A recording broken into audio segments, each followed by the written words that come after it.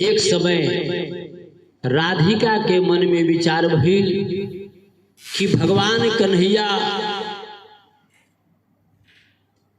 काहे बांस के बांसुरी बजाइले। यह सोच के अपना सखी सहेली के बुला के जमुना किनारे ले गई हो। आई भगवान कन्हैया मुरली के सिरहाने रख के कमरी बिछा के सुत गईनी। गाय चरे लगली। ऐने जब नींद लागल भगवान कन्हैया के तो राधिका बांसुरी चुरा लेली, लेके अपना घरे चल गई। जब नींद खुलल बांसुरी ना मिलल, भगवान कन्हैया रोवे लगनी। माता जसोदा के लगे आ गईनी आ कहनी कि हे माता हमार बांसुरी राधिका चुरा लेली।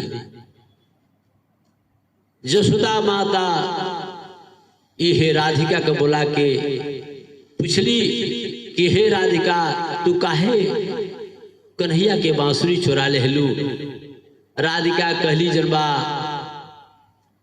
हम यही से चुरोले बानी कि यहाँ के धनी मनी बानी, लोग कहता भगवान ही यहाँ के महिमा अपरंपार बा। यहाँ के काहे बांस के बांसुरी बजावत तनी, यहाँ के तो सोना के भी बंसी बजा सकीले। माता जसोदा है भगवान कन्हैया से कहली कि ए प्रश्न के जनबा तू जवाब दो। ये भगवान कन्हैया कहनी कि हे माता हे राधिका ये बहुत पिछला जन्म के बात बा। हम जनबा ये बात तारा से जनबा ध्यान से सुनबू तो हम तारा के बताए। राधिका कहली जनबा हम सुने के चाहतनी। ये राधिका जनबा पूछा तरी कैसे कि राधा जी कहेली सुनी श्याम कि हमें बतला इनु ये राम। अरे सोनवन के बंसी तेजी के काहे बांस के बजा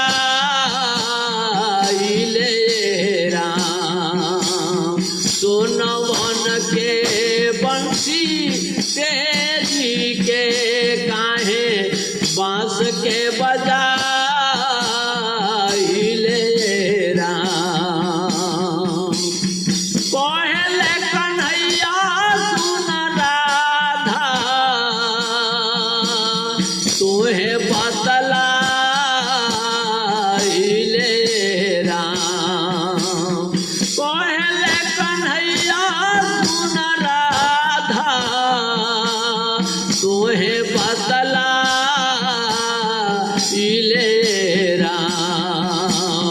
सोनवन के बंसी तेजी के काहे बांस के बजा राम। भगवान कन्हैया कहने की हे राधिका जब हम त्रेता युग में राम रहनी वही समय के ही बात बा। त्रेता युगवा में रहनी राम जनकपुर पिया गईलिए राम। त्रेता युगवा में रहनी राम जनकपुर पिया गईलिए राम। कोहबर के जब गईनी कोहबर के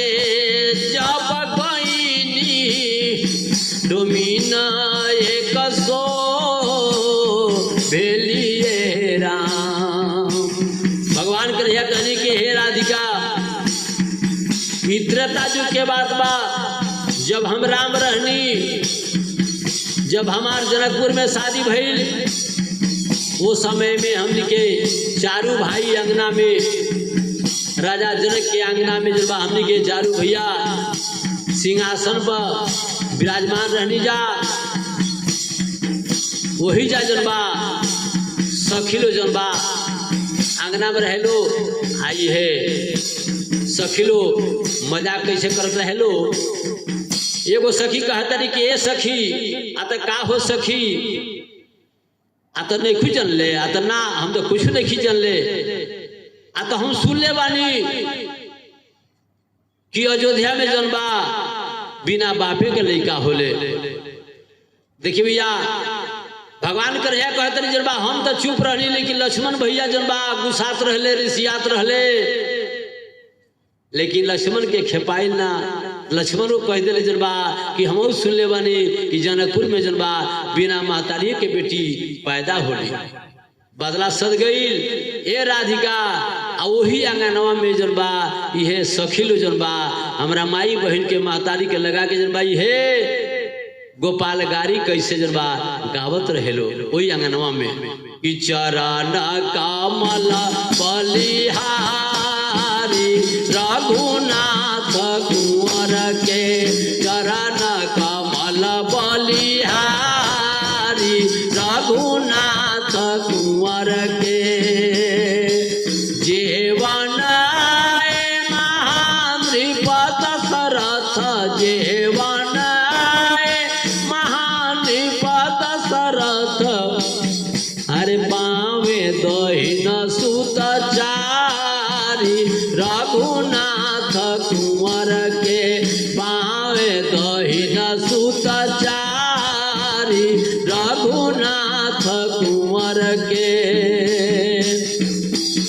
अरे 360 मात्र रघुवर के 360 मात्र रघुवर के एक ही पुरुषवा के नारी रघुनाथ कुंवर के एक ही पुरुषवा के नारी रघुनाथ कुंवर के सत स्वीकृत कैसे के निमहे सत स्वीकृत कैसे के निमहे बड़ी सदीन नवा के पारी रघुनाथ कुंवर के चरण कमल बलिहारी रघुनाथ कुंवर के अरे राम चारू भैया के एक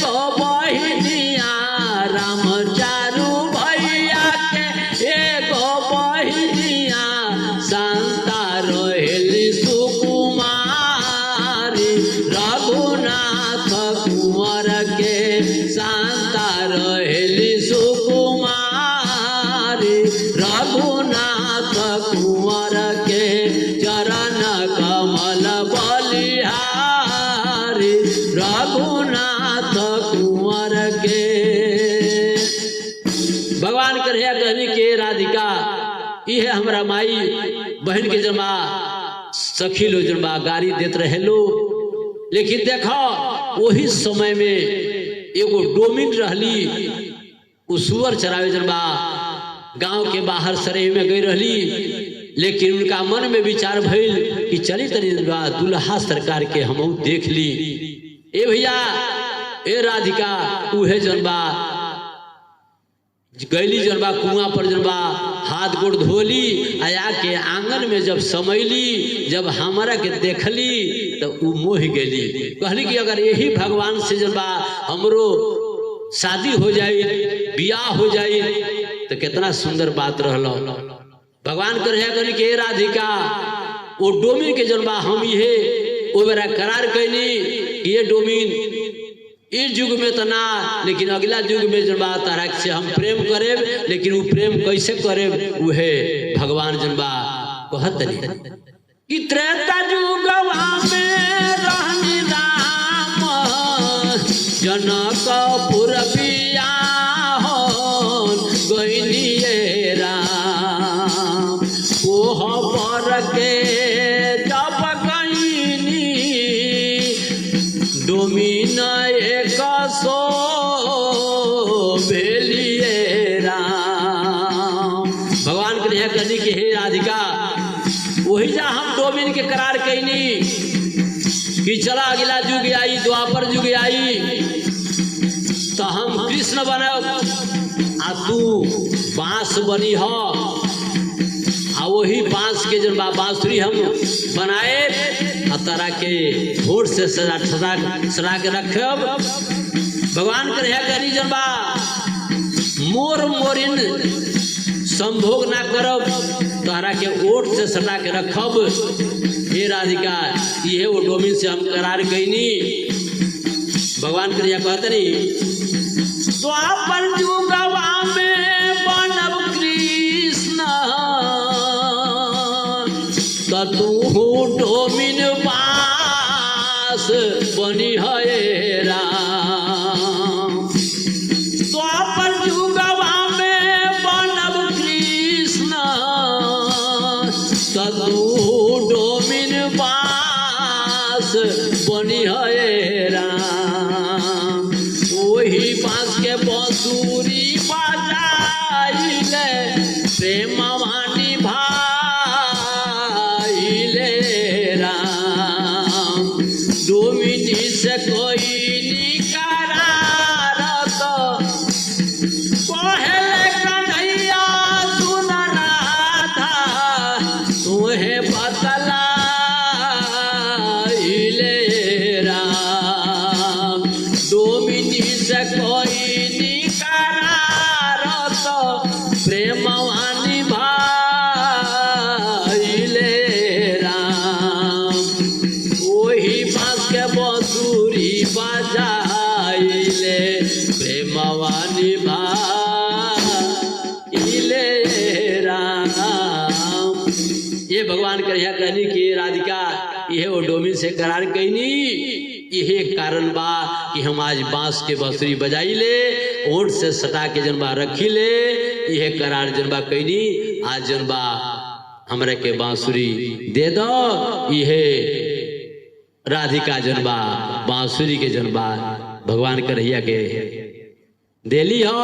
आई है जनबा यही जा भजन समाप्त भेल।